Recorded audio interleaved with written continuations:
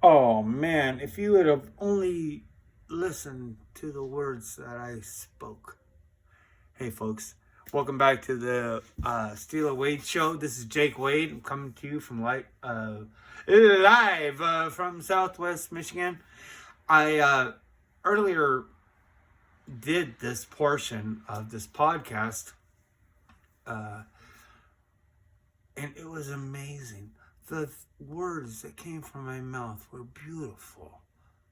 The thoughts that I was engaging were on a level that you had never seen. The only problem is that I didn't press record correctly. So, thank you for joining me. I'm gonna get right back into that where I left off with John Michael Schmitz. I hope that I can three-quarter reproduce the brilliance. I mean, if you would have only heard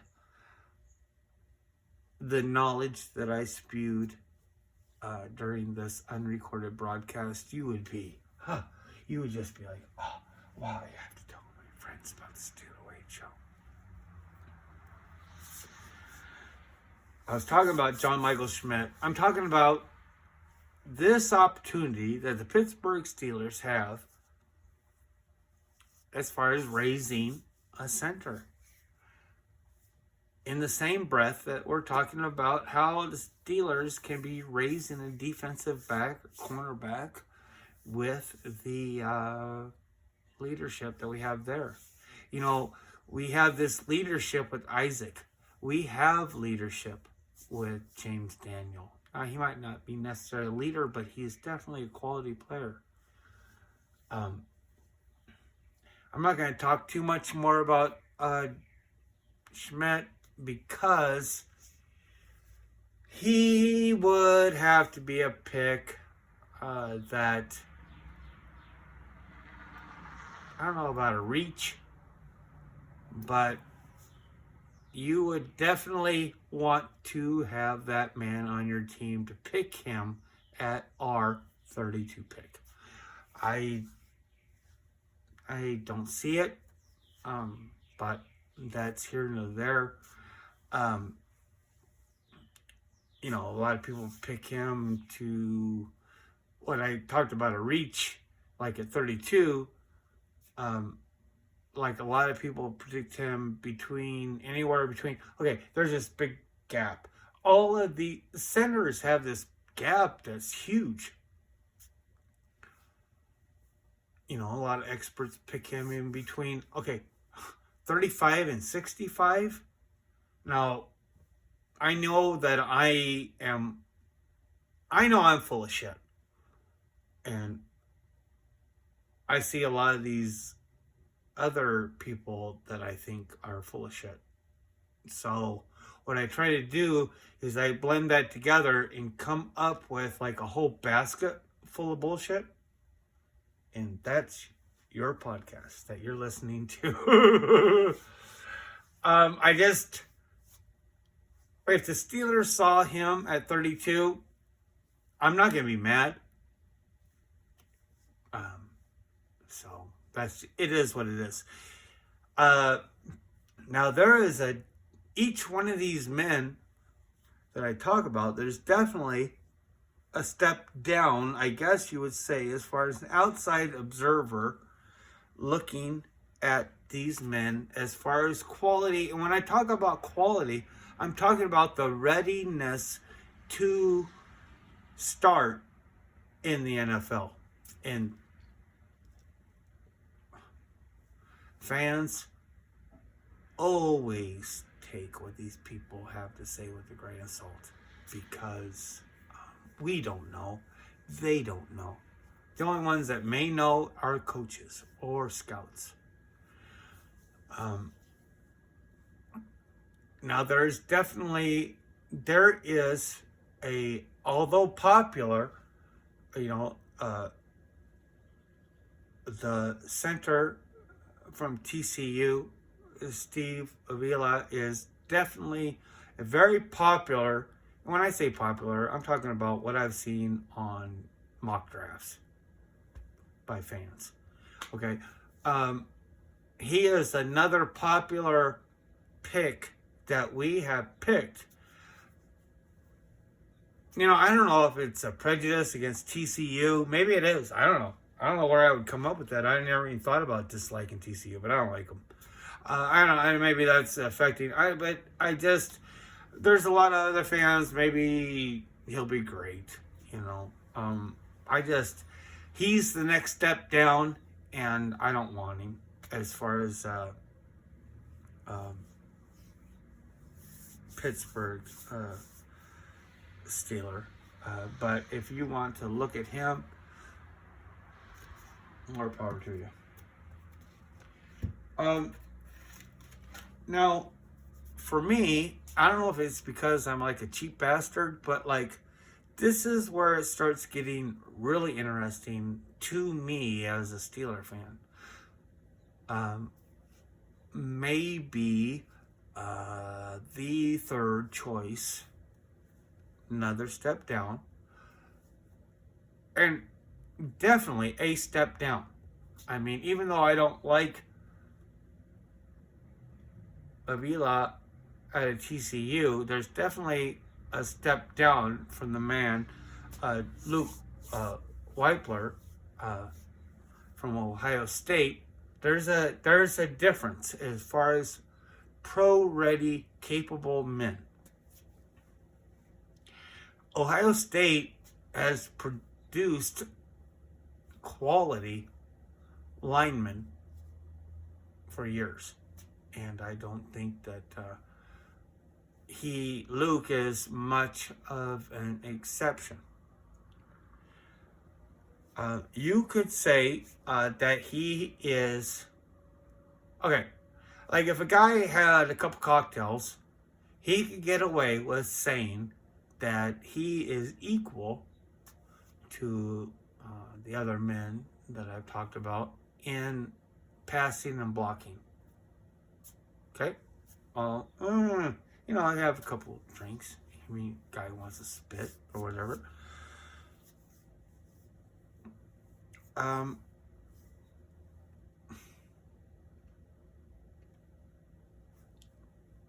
But as it depends on what you desire.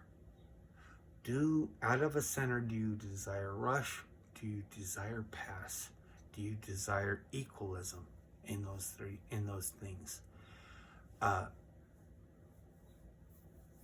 Wypler is a better pass blocker than the almighty number one Schmitz. I think he's just, at that part, he is a good run blocker. He is. But as far as pass protection, so if that's something that maybe you value a little bit more, you might like him a little more in this scenario. Because all these things are just scenarios, right? We're talking out of our buttocks when we're talking about what the Steelers are going to do. Because we don't know, Dick. It's just, we don't know. We don't know. But if you were to value, say, pass blocking more than run blocking, even though it's obvious that the Steelers are going to put more emphasis on running the football,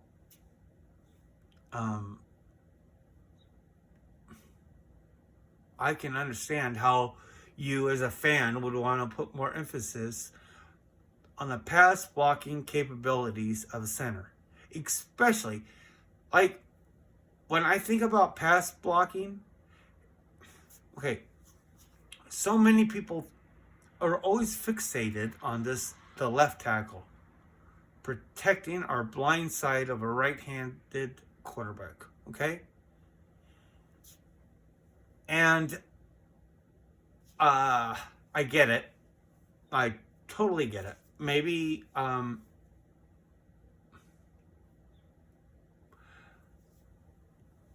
that's why I don't mind Dan Moore so much, is because when I think about pass blocking, I think about the interior, personally. Luke wypler from Ohio State is a better pass blocker than Schmitz. I mean, if you want to find me in Niles, Michigan, and tar and feather me for saying it, then good luck. I mean, I can run fast when chased. It is where it starts to become interesting to me.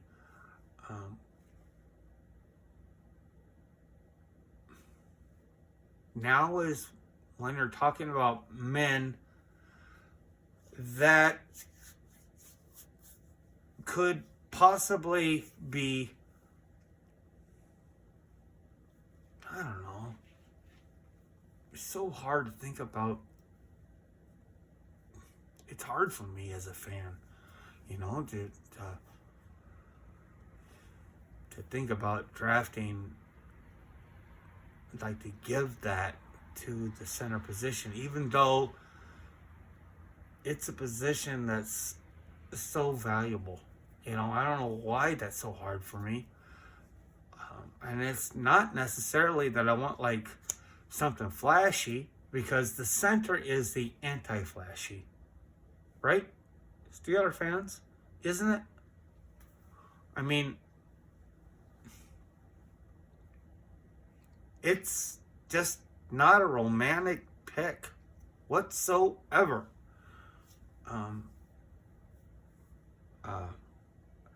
But the thing about the comparisons that Luke has with Schmidt is that even though he is a step down as far as pro level quality, and there is, I'm not going to blow sunshine up his rear. It really is. I mean, there's definitely a different. If you watch Schmitz, he is hard. Luke is also hard. But he may need a little bit more coaching. But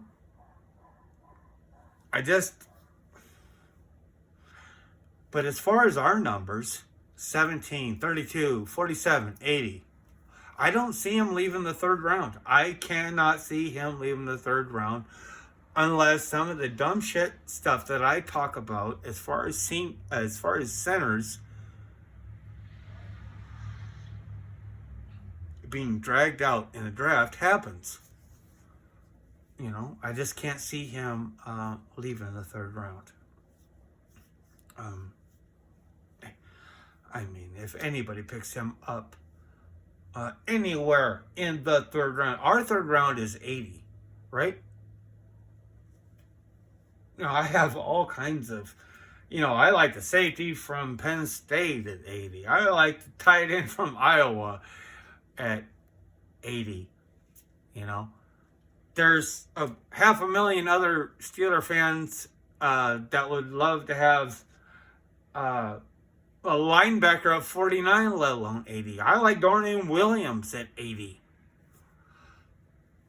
So it's a hard choice. The thing about it is, though, is that all of us are always touting about how proud of our Steelers from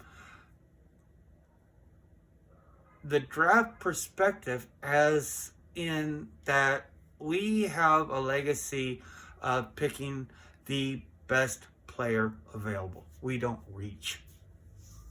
Well, we do reach sometimes, and sometimes it works, sometimes we get burnt.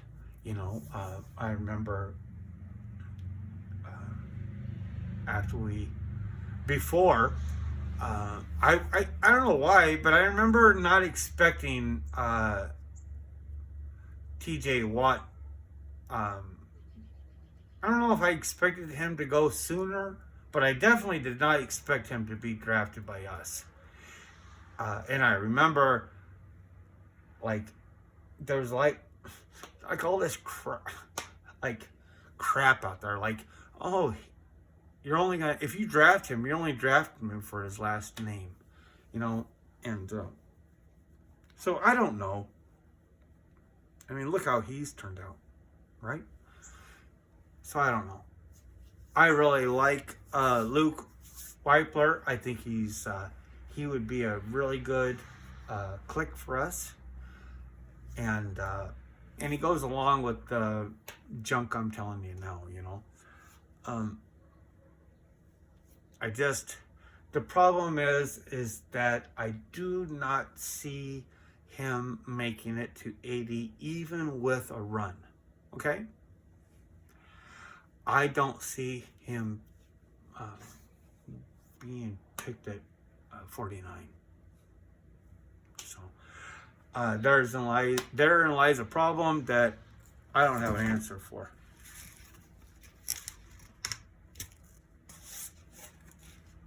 Cardboard teleprompter number 5. The next step down is, and these are definite. It's not like when I'm comparing Kraft and Laporta as tight ends. These are definitely steps in quality. I'm not saying they're bad, but there's definite steps as far as the quality of these centers as it pertains to the readiness of being able to start in the NFL. The center from Wisconsin is my favorite right now. Joe Tippman.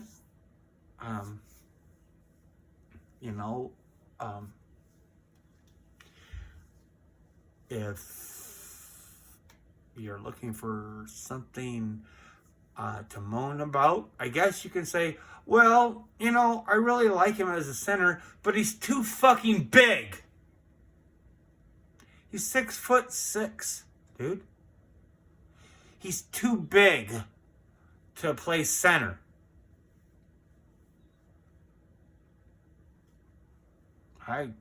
Those are, fighting words, What happens if you get a man like that underneath the tutelage of our great offensive line coach, and teaches him more bending, teaches him more being able to balance. At 6'6", like, these other centers are like in the 320 range that I've been talking about. This cat's like at 305, 310, okay? At 6'6". So, like, can you imagine? Like, they would want him to add 15, maybe 20 pounds. Can you imagine this guy? He is fast. And what I consider, the reason why that, okay, like when I look at draft picks, I look at ceilings. And I know that a lot of people look at floors. Either argument is completely fair. Completely, because when you're looking at a draft pick, you're looking at like, well, no matter what, I know I've got this level. Okay? That's that floor that they talk about. The ceiling is a little bit harder to predict, and it's, you have to accept that when people talk about the ceiling in players, it's imaginary. Whereas the floor, it's more solid. It's more based on basic speed, basic size, basic dimensions. Okay? I think that the ceiling is higher for Tippman than Schmitz. Bring it on! Come on and jump me. I'm just saying that I think that the ceiling if he could pull it off, if a 6'6" cat can pull it off, if our coach can teach him to use his weight more balanced, maybe we have somebody that could turn the tides. I don't know. Y'all want it big. I want it big. So at like 310, he could still put on another 20 pounds. It's a big dude. It's a big ass center, And the reason why he's, it's crazy because like they consider 6'4" ideal. 6'6" is not ideal. And that's a strange thing. And I get it because it's, like he might have problems with quicker guys, or he might have problems getting low enough, but that's something that can be coached. That's what I want out of draft picks. I want high ceiling. I don't necessarily need to have an impact player immediately, but somebody that could be special from the first pick to the fourth round. I want all of it, but and Tippman could be that for us. He's the one guy out of the draft that he's so fast that he, as a center, he could be a mauler with these blessed jet sweeps that Canada wants to run. Look, we have Canada for a year. He's going to do his, whatever it is, college pro, whatever. I mean, hate him, love him, aggravate, whatever. We've gone through this. But I mean, he's fast enough to pull the shit off. Faster than Cole. But he is somebody that would be best in an environment where he's not asked a lot of. We have Cole for another year. This is the guy that I would like to see. I would like, I would like to see the Steelers see the same things that I see, which legitimizes me as a fan, I guess. I don't know why I come up with this BS, but he is the guy that I see as far as maybe there's something special. So you want to check it out, look at these different people and tell me what you think. I think he's somebody that would be like a sophomore superstar,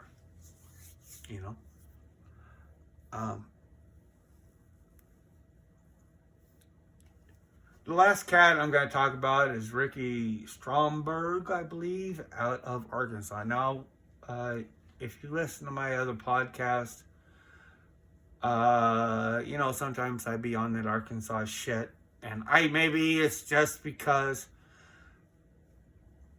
I enjoyed watching him play. I don't know about you, the Steelers fan, there's technicalities, and there's this, and there's play, and this and that, but I mean, as far as like you enjoy watching somebody play, like I did not like watching the quarterback from Arkansas play. I did like watching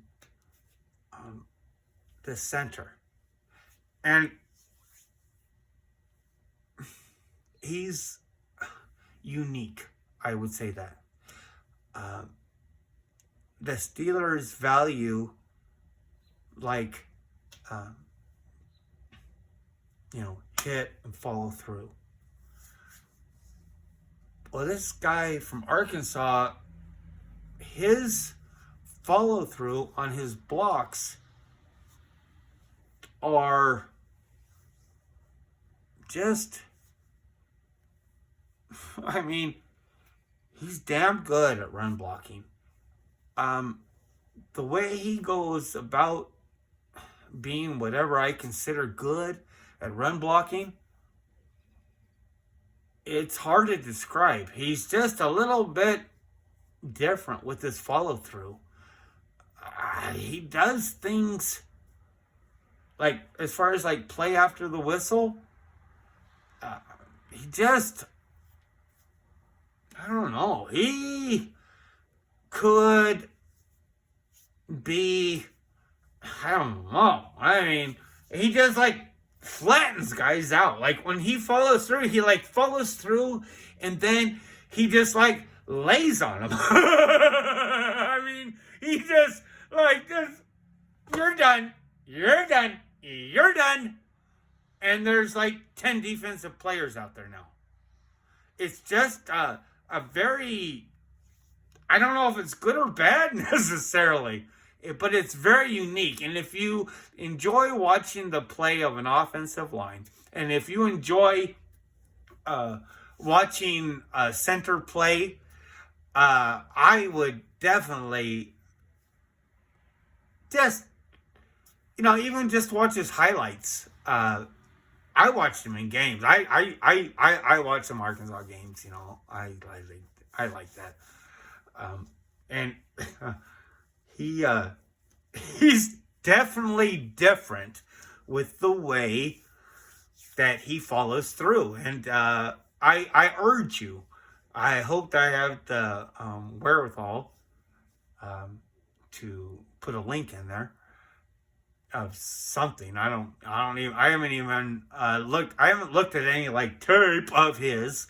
All I do remember is watching him play, and it's cool. It's really cool. He might not be the most technically, I don't know. He's just a neat guy to watch. The thing about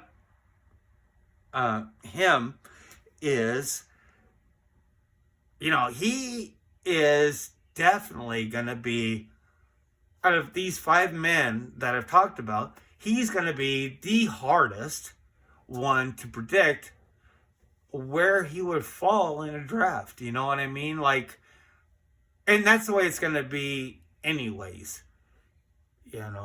People put so much emphasis on this first round and second round, but when you're thinking about the after rounds, those are, besides impossible, they're like uber impossible to pick as far as what teams value. So I'm going to go ahead and, narrow this down to what my prediction of where Stromberg, the center from, he was a 4-star recruit,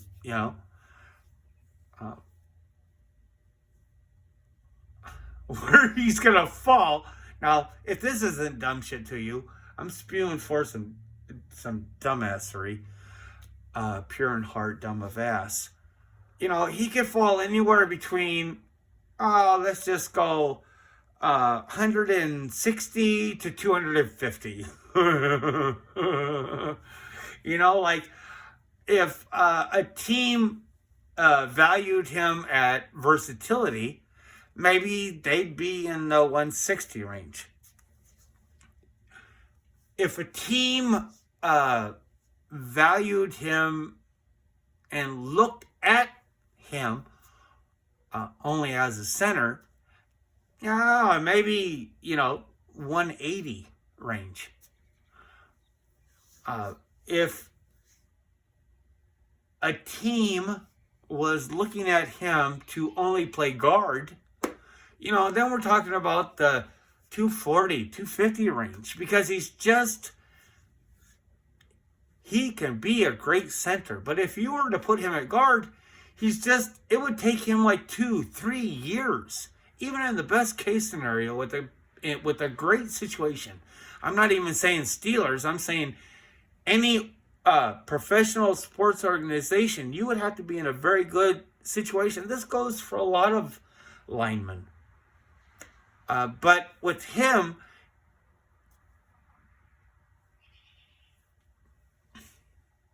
I just can't see him becoming a starting guard in 3 years.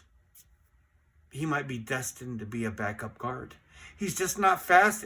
Guards are asked to do different things than centers. You know, guards are asked to do different things than tackles. You got to be fast to be a guard. Sorry. You got to be quick. You got to be able to pull, you know.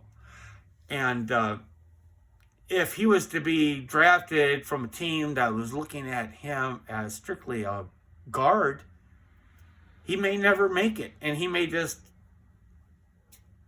fizzle and dwindle and be one of those names that we forget. But as a center, if somebody saw something special in him, you know, he might be a NFL starting center after a year. After a year, even though there may be a chance that he could start before the year, he could be a legitimate starting center in the NFL after a year, after 22 games, maybe, you know. So these are, you know, I've always loved the center position. We've been spoiled as fans, as Pittsburgh Steelers. We've seen some great ones. Hardings, Pouncey, Webster, Dawson. You know, are the Steelers really, maybe they're setting the same thing up. Everybody be talking about the defensive backfield in this school that could happen to a draft pick. Are we setting up this school for a center? I don't know. Hey, folks, thank you so much for listening to this. The reason why the last one was cut off short is I'm from the streets. I be walking for miles and miles, and I can't stand dog barking, and it is starting to tear the ass out of me. And I had to stop that video, so I start up again with this one. I hope you like it, and please like, subscribe, if you would, and even more, if you have a comment or if you have just a different angle of thought, I mean, please. Just give me an idea, you know. Side note, today, with all this bad weather, my bride made some amazing Puerto Rican rice.